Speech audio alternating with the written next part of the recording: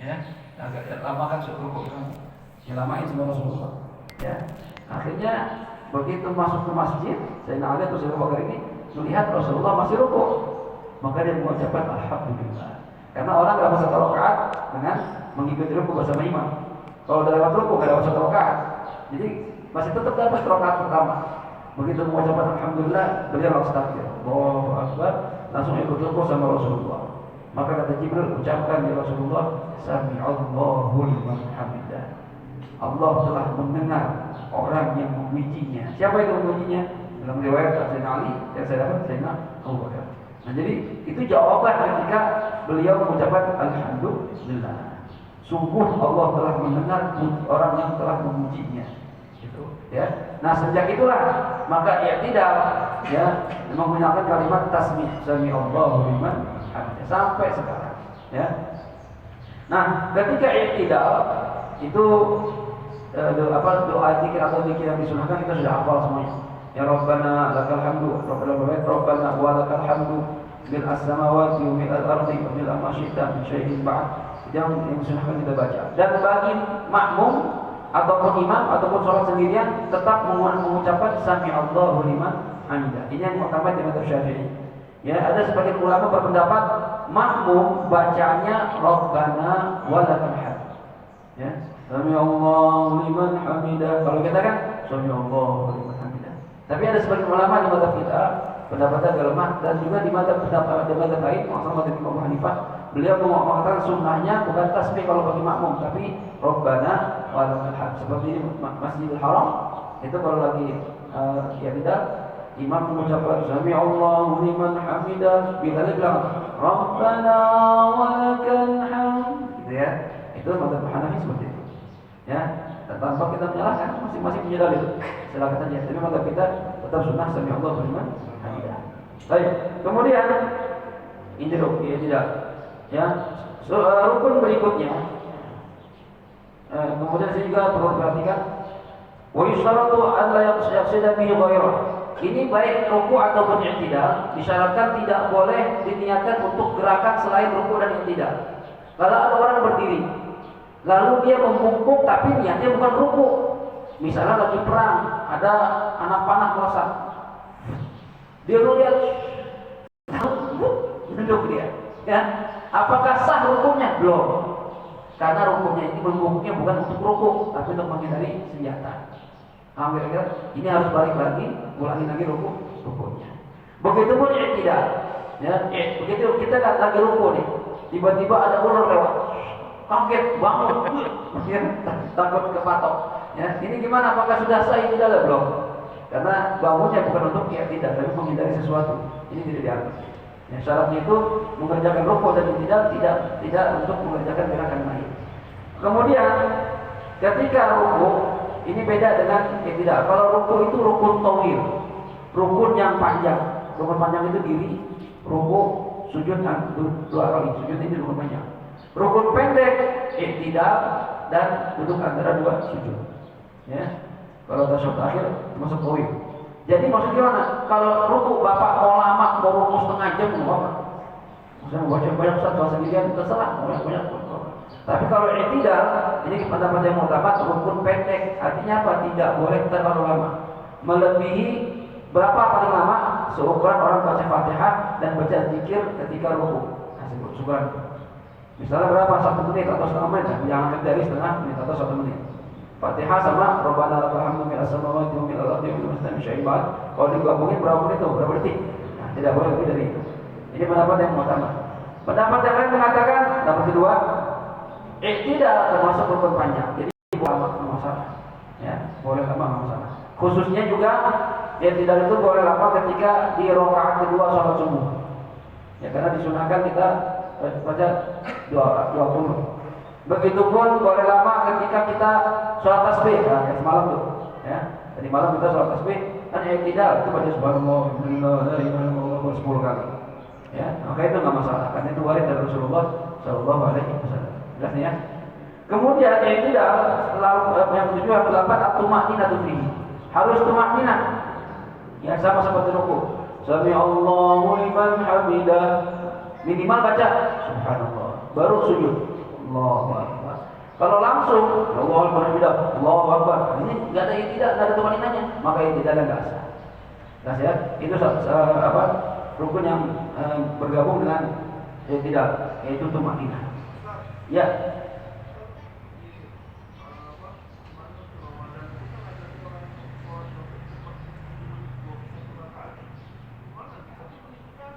Ada, itu yang saya bilang tadi. Yang di Jember mana dia? Banyak banyak wilayahnya. Nah itu seandainya sholatnya cepat, tapi ada tumaninahnya, masih oke. Misalnya, ya Allah alhamdulillah, Allah Akbar gitu ya. Masih ada ini tumaninahnya. Walaupun misalnya cuma baca subhanallah, Allahu Akbar, Allah alhamdulillah, Allahu Akbar, Allah itu masih apa-apa, masih ada tumaninahnya. Cuma iya mungkin cuma baca subhanallah doang. Baca apa? Cepat banget. Saya lihat itu kalau melihat penglihatan saya, kayaknya dari tumaninannya. Allah. Itu saya kalau ngikutin ngos-ngosan dulu. Cepat banget.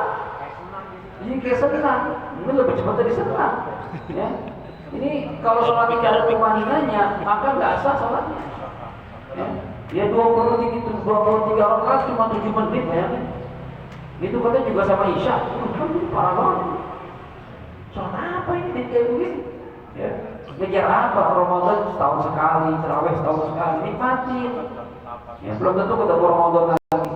Ya, di sini kita alhamdulillah masih terlihat khataman Quran, ya sampai 30 juz, masya Allah. Beruntung kita masih kita banyak, bukan ada banyak. Ya, karena orang senangnya cepat kali ya. Jadi saya waktu di pondok itu di Jombang, itu cepat, cuma masih cepat itu, minimal bacanya cepat. Ya, suratnya itu cuma 1 ayat, udah pakainya wasol semua, 1 nafas. Ya, terus yang kelas 3 ayat itu sudah ngapain? Jadi saya waktu itu di sana sanawiyah. Jadi yang imamnya senior pakai kelas. Itu cepat banget. Bismillahirrahmanirrahim. Alhamdulillahirabbil alamin arrahmanir rahim maliki yaumiddin iyyaka na'budu wa iyyaka nasta'in ihdinas siratal mustaqim siratal ladzina an'amta 'alaihim ghairil maghdubi 'alaihim waladdallin. Amin. Bismillahirrahmanirrahim. Yasin. Allahu akbar. Itu gitu ya, Masya Allah. Ya, jadi kita baca Fatihah tuh mau bareng sama imam. Dia baca Fatihah, kita baca Fatihah. Gitu. Yasin, rakaat kedua alif lam mim, Allahu Akbar. Masya Allah, itu banget. Ya cuma masih ada tumaninahnya. Allahu Akbar. Subhanallah, Allahu Akbar. Satu ayat Quran. Sah enggak? Sah. Masih ada tumaninahnya. Ini enggak yang mau dari video itu. Allahu. Ini masalah apa ini? Ya. Nggak tahu tuh bagaimana. Dan itu ada kiainya juga itu. Dan katanya udah dari dulu begitu. Masya Allah. Ya, jadi udah tradisi. Ya tradisi yang nggak baik, ya jangan dilanjutin. Yang dirubah biar jadi baik. Ya masa diterusin seperti itu, jangan. Ya. Kalau pandangan saya seperti itu, ya. Atau kalau punya pandangan lain, ya nggak apa-apa. Ya, jadi jangan ikutin yang gitu-gitu tuh. Ya. Ada lagi orang ngikutin karena nggak ngerti fikih, ikut taraweh depan TV di Masjidil Haram. Ada yang begitu. Jadi di Mekah dia selalu depan TV, nyambung dari mana? Nyambung. Kan live, biar kata live juga nggak nyambung, nggak mau disyarat. Jarak antara ini sama imam nggak nyampe, dia kejauhan. Waktunya beda. Ya. Orang kadang aneh-aneh nih, ya nggak ngerti ilmu agama, tapi ngarang-ngarang ini ya. Alhamdulillah. Depan TV. Baik, kita lanjut lagi ya. Rukun yang ke-9, as-sujudu marratain. Sujud 2 kali. Ya. As-sujud lughatan at-tatawun wal mail. Condong ya. Atau miring saat sujud. Wa qila al-khudu' wa tadallul, merendahkan diri, ya, merendahkan diri itu namanya sujud.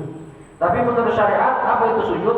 Mubasyaratul jabhatil musalli ma yusalla alaihi min ardin, ya, atau ghairiha. Yang dikatakan sujud adalah menempelkan jidatnya orang yang sholat ke tempat sholatnya, baik sajadah atau tanah atau karpet atau ubin, terserah sholatnya di mana, nempel di situ. Jidat harus nempel, ya. Mana jidat itu? Jidat itu batasannya dari mulai tempat tumbuh rambut, ya, sampai alis. Ini harus kita nih, nah di atas alis itu jidat sampai tempat tumbuh rambut di jidat. Ini harus nempel. Nggak boleh ada yang menutupi. Kalau orang sholatnya pakai peci begini, sujudnya begini, maka nggak sah. Ya kebanyakan artis-artis itu kalau lagi syuting, ya atau cewek kalau main sinetron sholat pakai mukena, karena begini, terus dia sujud, sah nggak sah. Ya, karena nggak boleh ada yang menutupi. Nah, kalau rambut bagaimana? Sama, apapun itu kalau nutupin jidat itu nggak sah, kecuali ada bagian walaupun sedikit, misalnya orang rambutnya belah tengah, sini masih kebuka nih, sini ketutupan rambut, sujud, atau orang pakai imamah, ya sini kebuka, sini ketutupan, boleh nggak sini gitu? Boleh, yang penting ada bagian dari jidat yang menempel langsung. Paham seperti ini? Ya. Dan yang bukan bangsa jidat mana ini lebarnya, panjangnya sampai bagian yang menurun, ini udah bukan jidat. Jadi kalau ada orang sujud begini, ini nggak sah nih. Mas ngapain udah sujud? Pusing namanya. Ini nggak sah karena bukan jidat ini. Ya. Ini yang menurun sudah bukan jidat. Ini yang baca. Jelas ya? Nah, kemudian nanti di belakang itu ada anggota sujud. Anggota sujud itu di madzhab kita mu'tamad 7. Ya. Ada yang bilang 8 tambahan. Mana itu 7? Jidat. Ya.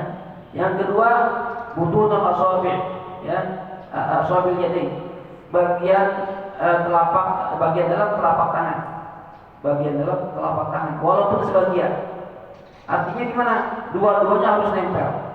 Walaupun sebagian, walaupun begini nempel ini. Enggak apa-apa. Orang sujud begini kayak orang pusat gitu. Atau begini kayak orang pusat. Boleh nggak boleh? Atau begini boleh. Tapi awalnya nempel. Ya, nanti diajarkan sunnah-sunnah gimana nempelnya, arahnya kemana tangannya. Ya, kemudian, ya.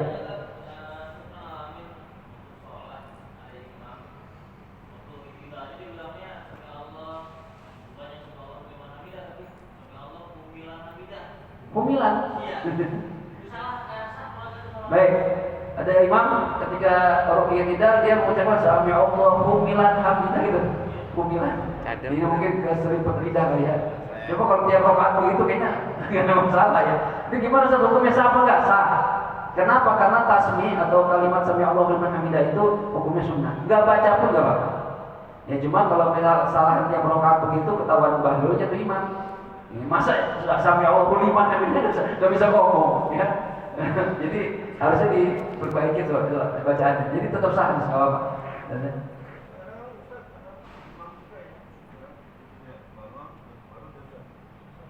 Ya, ketika itu Pak. Itu tadi gimana? Ustaz, ada orang bangun dulu baru sampai Allah Alhamdulillah. Itu gimana? Itu tetap sah. Ya, tetap menjadi sunnah tapi tidak sempurna sunnah. Jadi kalau masalah sunnah mah nggak terlalu ketat. Ya, baru baca Allah Akbar. Ya. Sama seperti itu ya. Jadi kalau perkara sunnah dikerjakan tidak sempurna dapat pahala sunnahnya tapi pahalanya nggak sempurna. Ya, tapi kalau sudah yang nggak sesuai sama sunnah nanti nggak pahala sunnahnya. Ya, jadi kalau masalah fikihnya sah apa nggak sholatnya? Selama itu sunnah ya sah saja. Nggak baca surah, nggak baca sami Allahu liman hamidah, nggak baca subhana rabbil a'la wa bihamdihi gimana? Sah. Yang penting rukunnya terpenuhi. Ya cuma rukun saya sunnah-sunnah tinggalin semuanya. Ya, jadi pertanyaan Bapak dan Yunus itu sama jawabannya. Tetap sah dari segi fikih karena itu semua sunnah. Ya cuma imam yang udah begini ya diingetin masa nggak bisa sama Allah Alhamdulillah. Lu jokonya banyak, masa itu doang apa imam yang dia naik kan lah. Ganti itu imam gitu ya. Nah ini coba.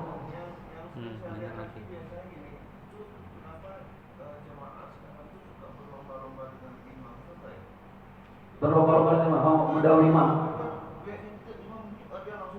Ya jadi banyak orang mendahului imam atau membarengi imam. Itu gimana Ustaz? Ya semua saya katakan berkali-kali. Kesalahan yang terjadi di tengah-tengah kita itu semua sebabnya kata para ulama satu, bisa lebih jahil. Karena bodoh dalam urusan agama. Ya mungkin Islam cuma ngajinya belum, gitu ya. Mungkin nggak cuma orang di luar sana, mungkin di kita juga banyak. Di masa kita di jamaah kita ada juga imam baru ya pengen diri, pengen rukuk Allah. Sama Allah. Sah nggak? Sah saja. Yang haram itu kalau membarengi imam hukumnya makruh. makruh saja, nggak sampai haram. Tapi kalau mendahului imam satu rukun, imam masih diri itu rukun dua, Allahu Akbar. Ya, ini haram nih nggak boleh, tapi tetap sah sholatnya. Yang nggak sah itu kalau dua rukun, imam masih diri ente rukun, imam masih diri ente sami Allahu liman hamidah, imam masih diri ente pengen sujud, batal sholatnya karena membalap imam dua rukun. Tapi kalau mendahului satu rukun itu haram, ya, tapi tetap sah. Tapi atau membarengi imam itu makruh, tapi tetap sah. Cuma kata para ulama membarengi imam itu begini nih, Allah Akbar, itu barang nih. Cuma kalau imam duluan, walaupun beda dikit, kita Allah Akbar, ini nggak membarengi, ya, tapi tidak sempurna sunnahnya. Sunnahnya itu kalau imam sudah selesai bergerak dan membaca dikit, baru kita ruku. Allahu Akbar, Allahu Akbar. Sami Allahu liman hamidah, Allahu liman hamidah. Allahu Akbar, Allahu Akbar. Itu sunnahnya begitu. Jadi yang saya minta sama jamaah Nurul Yakin khususnya, ya ini kan tiap hari ngaji tiap subuh nih sama guru-guru yang banyak.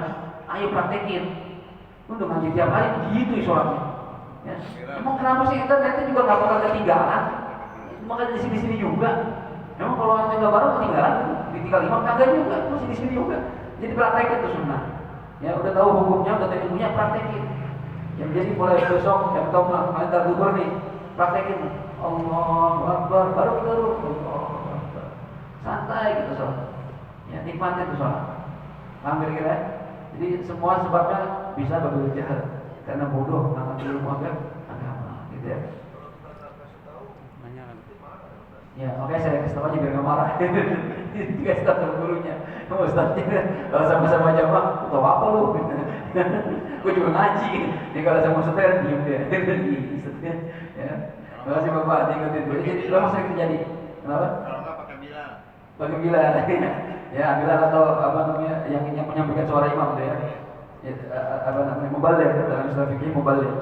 Ya, di mubalik itu sebenarnya disunahkan bagi imam, bagi jamaah ya, yang tidak terdengar orang yang di belakang. Sebenarnya begitu awalnya, karena orang banyak yang dulu ada speaker. Nah sekarang alhamdulillah ada speaker, jadi suara imam nyampe. Gitu ya. Baik, kemudian termasuk rukun berikutnya tadi sujud ya. Ya, anggota sujud tadi tidak. Kemudian telapak tangan bagian dalam. Jadi kalau ada orang sujud begini atau begini, maka nggak sah. Karena ini bukan telapak tangan bagian dalam. Atau begini, nah ini jari ini bagian luar. Mana bagian dalam? Kalau kita tempelin, yang nggak kelihatan itu bagian dalam. Kalau kita tempelin begini, yang nggak kelihatan ini bagian dalam ini. Yang kelihatan bagian luar, ini bagian luar, bagian luar. Jadi orang sujud begini, atau begini nggak sah. Paham? Kemudian 1, 2, 3, 4, 5 dengkul harus nempel, jangan diangkat dengkul yang sujud. Bisa nggak angkat dengkul dari sujud? Bisa. Kecuali ada udur sakit, misalnya bisul, saya kalau tempelnya pecah, sakit. Itu udur, namanya nggak apa-apa. Kalau udur nggak masalah dalam Islam, dalam syariat. Cuma kalau sehat nggak boleh, harus tempel dengkulnya. Lalu yang ke-6 dan ke-7 bagian dalam jari kaki. Ini kaki kita nih, jarinya 5 ya. Ini bukan begini, tapi begini, tekan. Kalau bisa 5-5-nya, minimal sebagian. Misalnya jempolnya doang, boleh. Tapi nempel, bukan nih. Begini nih, kalau gini belum nempel namanya nih, karena ini bagian luar. Atau bahkan ada yang sujud begini, kakinya diginiin. Ya dibalik. Atau diangkat malah. Ada tuh saya lihat tuh kalau sholat di belakang, diangkat jarinya. Kenapa diangkat? Ya ini kalau itu pendapat yang mu'tamad, gak asal sholatnya. Madhab Imam Nawawi, gak asal. Ada pendapatnya Imam Rafi'i itu masih sah. Yang penting jidatnya nempel. Nah ini menyelamatkan orang-orang awam yang sujudnya nggak sempurna. Kata Imam Rafi'i, udah yang penting jidat nempel. Nah, kalau jidat nempel udah pasti nempel itu ya.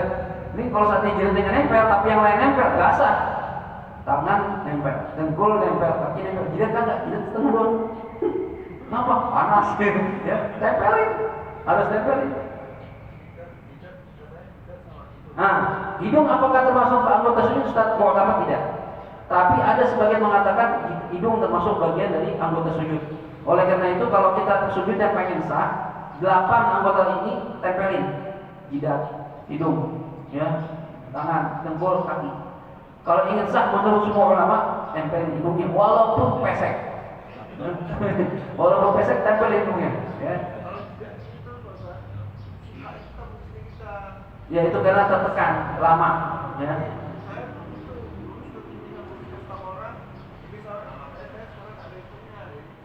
Ya, biar nggak tekan lagi, jadi nggak terlalu dia. Jadi gini ya, jangan kita pikir orang yang jidat hitam itu udah pasti orang alim, orang yang enggak. Para sahabat Nabi bahkan nggak senang sama orang-orang yang jidatnya itu hitam. Ya, kadang ini apa-apain gitu.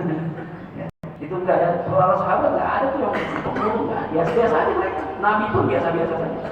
Ya itu Ustaz, kata Allah dalam Al-Quran, simahum ya fi wujuhihim min athari sujud. Ya, tanda mereka itu ada di wajah mereka bekas sujud. Bekas sujud itu bukan jidat hitam, bukan. Wajahnya itu bersinar. Ya, bersinar. Baik di dunia maupun di akhirat. Di dunia walaupun nggak bersinar kayak lampu, cuma dilihatnya enak. Walaupun orang negro, cuma lagi sujud, ternyata enak bukannya itu. Itu ada cahayanya gitu. Bahkan kalau kata para aulia, ya saya punya guru tuh bilang begini, Fit, anak pernah ngumpul di Jeddah. Pak, guru kita, anak pernah ngumpul di Jeddah.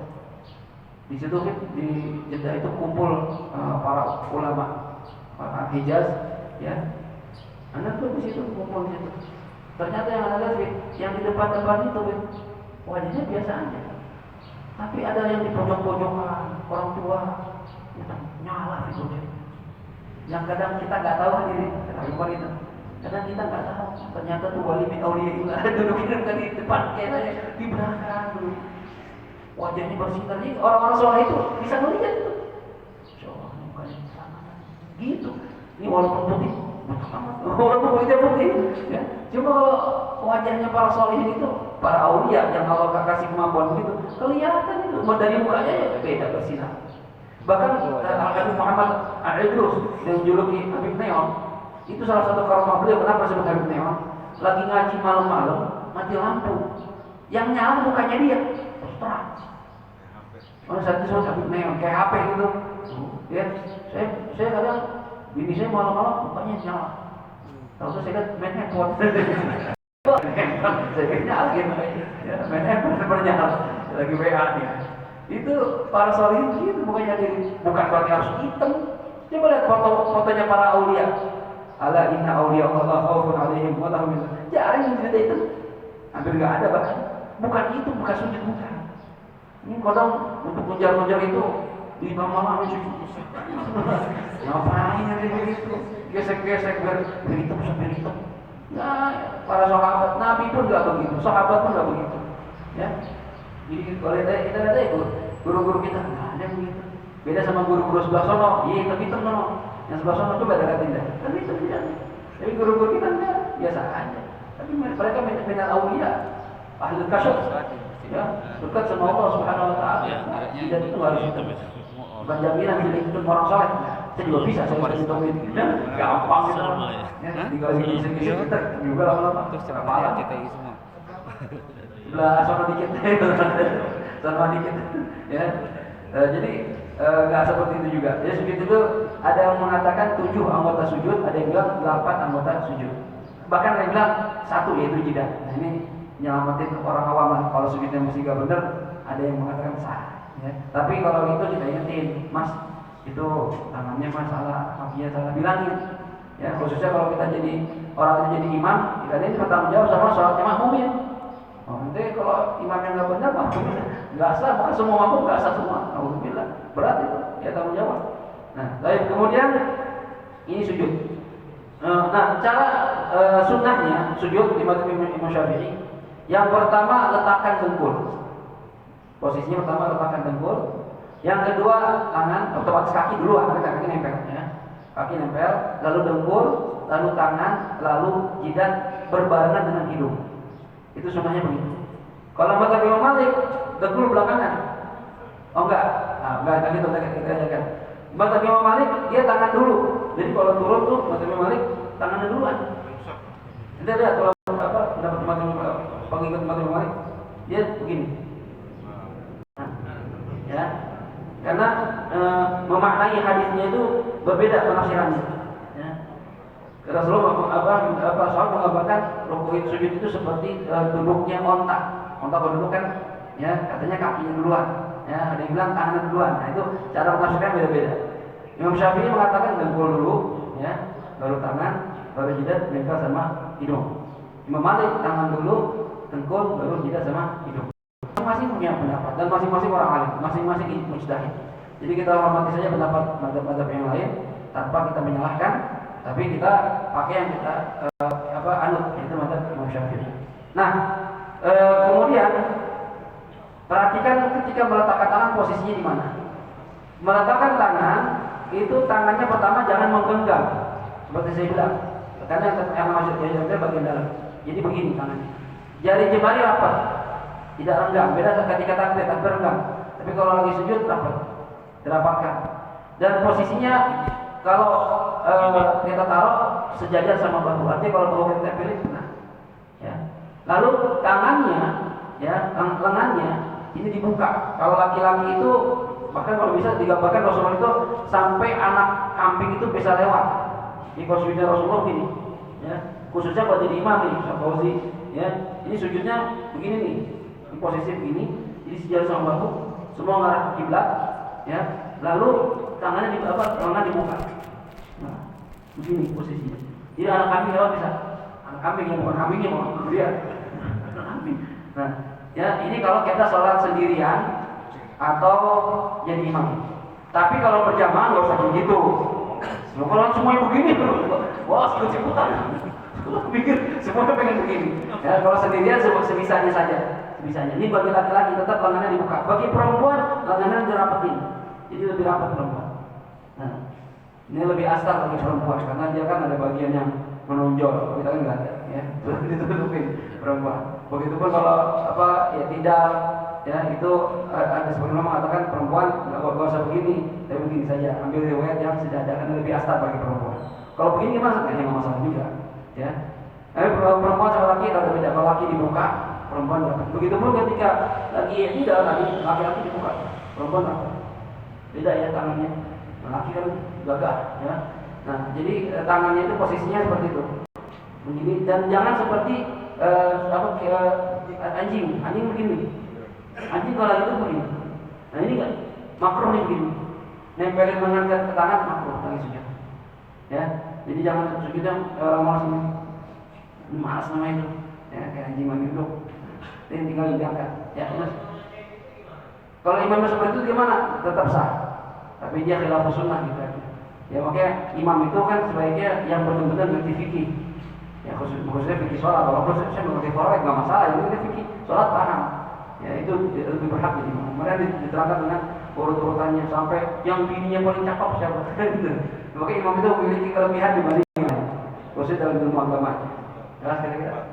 Ya, baik. Itu masalah sujud. Dan sujud juga ada tumanina. Ya sama seperti tidak, rukuk dan duduk antara sujud. Tumanina artinya diam. Allahu Akbar, subhanallah. Minimal subhanallah. Kalau bisa subhana rabbiyal a'la wa bihamdihi. Gitu ya. Ada riwayat enggak pakai wa bihamdi, ada riwayat pakai wa bihamdi. Kalau nanti buru-buru minimal subhana rabbiyal a'la, subhana rabbiyal a'la, subhana rabbiyal a'la. Itu yang minimal.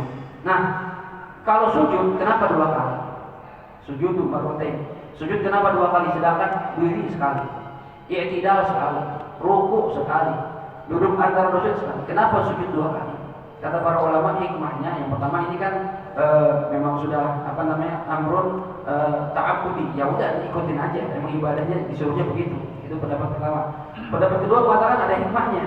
Hikmahnya itu Rasulullah kan ketika lagi Mi'raj diperlihatkan oleh Allah Subhanahu wa taala para malaikat di langit. Ya. Itu malaikat ibadahnya beda-beda.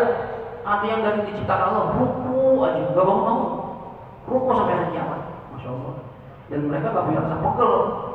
Kalau kita rokok pulang, rokok doang, gak makan, gak minum, jalan-jalan, rokok doang dari mulai diciptain sampai hari kiamat. Ya, ada yang sujud aja, ada yang diri aja. Para malaikat ibadahnya begitu. Nah, Rasulullah senang tuh melihat itu tuh.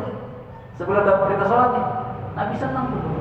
Ibadahnya cakep-cakep banget. Ya, akhirnya pas banget ketika itu dapat perintah sholat, dan sholat isinya gabungan dari ibadahnya para malaikat. Ada dirinya, ada rukuknya, ada sujudnya, ada duduknya. Ya. Dan kenapa sujud 2 kali? Ya, hikmahnya kata para ulama, ini sejarahnya dulu ketika kakek moyang kita Nabi Allah Adam diciptakan Allah Subhanahu Wa Taala, dalam sejarah itu kan Allah memerintahkan para malaikat dan iblis untuk sujud. Ya. Nah, ketika diperintahkan sujud, fasajadal malaikatu kulluhum ajma'in. Ya, kulluhum ajma'un illa iblis. Ya. Apa wastakbar? Sujud. Semua malaikat sujud. Sujud kepada Nabi Adam, ya. Tapi iblis enggak mau. Begitu bangun dari sujud, ya, bangun dari sujud, melihat iblis diri enggak mau sujud, malaikat sujud lagi. Ini ada riwayat gitu. Sujud yang pertama karena perintah Allah Subhanahu Wa Taala. Sujud yang kedua sebagai rasa syukur kepada Allah, mau ikut perintah Allah, sedangkan iblis nggak mau. Padahal iblis di saat itu posisinya top, ya, syekhul malaikat, gurunya para malaikat iblis itu, yang mimpin tawaf Baitul Ma'mur, ya, al-wa'id, yang masih iblis itu tukang ceramah, ya, ahli ceramah, ahli pidato iblis itu, ya, Azazil, ya, bahkan dijuluki sama Allah al-abid, at-taqi, ya, al-alim, julukan dibilang itu iblis itu bukan makhluk sembarangan bisa. Cuma gara-gara itu doang, satu doang nggak mau sama Adam, ya. Bahkan dalam suatu riwayat iblis itu pernah bilang sama Nabi Musa, ya Musa katanya, ente kan kalimullah, ente sering diajak Allah ngobrol sama Allah, iya, tolong nanti kalau lagi mau munajat sama Allah, sampaikan pertanyaan saya, bisa nggak Allah terima taubat saya, syaratnya apa? Kalau saya mau tobat, ya, ini mau tobat, iya saya mau tobat. Kata iblis itu, tanya sama Allah syaratnya apa. Begitu Nabi Musa munajat sama Allah, dia ngomong, Nabi Musa ingat, ya Rasul, ya Allah, hambamu iblis minta minta tolong tanya sama saya, bagaimana cara engkau bisa terima taubatnya. Apa kata Allah? Bilang sama iblis, ya, kalau mau tobat sama saya, tobat yang diterima, sujud di kubur Nabi Adam. Sujud di kubur Nabi Adam. Begitu selesai berbicara, ya, lalu ketemu lagi sama iblis, kata iblis, gimana? Ya Musa, udah tanya, udah. Bisa diterima taubat saya? Bisa. Apa syaratnya? Ente disuruh sujud di kubur Nabi Adam. Apa jawab iblis? Masih hidup aja saya enggak, apalagi udah mati. Iblis banget. Masih hidup saya enggak sujud, apalagi udah mati, enggak mau saya. Ya. Mendingan gak diterima taubatnya. Coba yang sampai segitunya iblis. Ya Allah. Ya, jangan begitu banget sama orang, ya. Kalau benci sama orang, ya maafin, enggak sampai mati gua maafin, ya.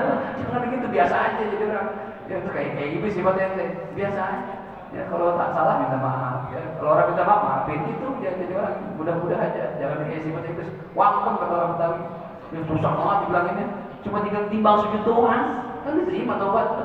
Dosanya dia dari mulai zaman dulu sampai sekarang sujud aja diampunin sama Allah, nggak mau. Lebih pilih masuk neraka dibanding sujud sama Nabi Adam. Allah dan iblis. Ya. Jadi Ustaz, ya. Itu yang waktu diciptakan itu kan manusia, malaikat, jin. Apakah iblis itu juga lain golongan sendiri? Ada golongan iblis. Baik. Yang diciptakan Allah itu manusia, malaikat, jin. Apakah iblis itu bagian dari jin atau beda? Ya, ulama ini berkhilaf. Tapi pendapat yang utama, ya, dari para ulama, jin itu adalah moyangnya iblis, adalah moyangnya jin. Ada yang bilang begitu. Iblis itu moyangnya jin. Setan-setan itu anak-anaknya iblis. Jadi dalam kitab itu dikatakan iblis itu punya 7 anak. Nah, itu pimpinannya Pak Ru'asau Syayatin. Pimpinan para setan itu anak-anak iblis. Itu yang megang pucuk pimpinannya dah. Ada yang tugasnya bagian orang sholat. Ada ketuanya tuh. Ada yang tugasnya gak orang di pasar. Ada yang tugasnya nempel di mata cewek biar kita ngeliatin cewek dulu. Gitu. Ada. Dia bagian masing-masing. Dan jin katanya bagian dari iblis, masih turunan iblis. Ada yang mengatakan jin bangsa sendiri, setan dan iblis ini sama nih. Ini juga.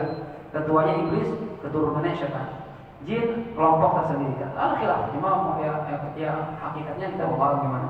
Cuma ulama saja beda pendapat. Jadi kalau ada yang mengatakan jin itu bagian dari iblis, iya ada yang bilang seperti itu. Dia juga. Cuma ada yang bilang enggak, berbeda, jin sendiri, iblis sendiri. Kenapa? Karena jin itu bisa tasyakur. Ya, tasyabuh bisa berubah jenis, ya kan? Bisa berubah jenis, bisa berubah bentuk. Dan juga ada yang mengatakan enggak, beda jin sama setan. Kenapa? Karena setan semuanya kafir. Tapi jin ada jin muslim, ada jin kafir. Jadi ada yang mengatakan berbeda antara jin dan setan. Nah, ala kulli hal hakikatnya Allah yang tahu. Cuma kita sekedar tahu saja pendapat para ulama tanpa perlu meyakini yang benar ini pasti yang akan salah, enggak juga. Ya, asal tahu saja. Ya, hakikatnya cuma Allah yang tahu. Gitu. Terus benar nggak ada penafsiran kan yang boleh sujud manusia atau hamba itu hanya boleh sujud kepada Tuhan, hanya Allah. Ya.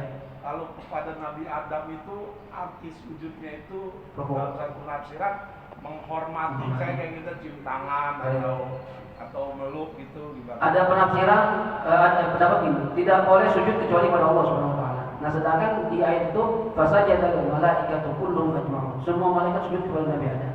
Ini penafsiran ulama benar, berbeda pendapat. Penafsiran yang utama sujud beneran. Kok boleh sujud kepada makhluk? Bukan kepada Allah, karena yang nyuruh Allahnya yang nyuruh. Ketika yang nyuruh Allah, berarti memang dibolehin sama Allah saat itu. Ini yang pendapat pertama. Pendapat kedua mengatakan sujud, tapi Nabi Adam itu seakan-akan seperti Ka'bah. Arah sujud saja, bukan sujud sama Nabi Adam, tapi arah sujudnya ke arah Nabi Adam, sujud kepada Allah. Ada yang bilang begitu penafsirannya. Ada yang mengatakan enggak, hanya ada sujud istirahat al-jina, membungkuk, tidak sampai sujud. Tapi ditolak ini. Orang bahasa sujud, ya kalau ini rukuk bukan sujud. Ya. Ada yang mengatakan enggak, ini ta'zim saja. Ya, ta'zim menghormati, tidak sampai sujud. Tapi yang utama pada kita sujud beneran.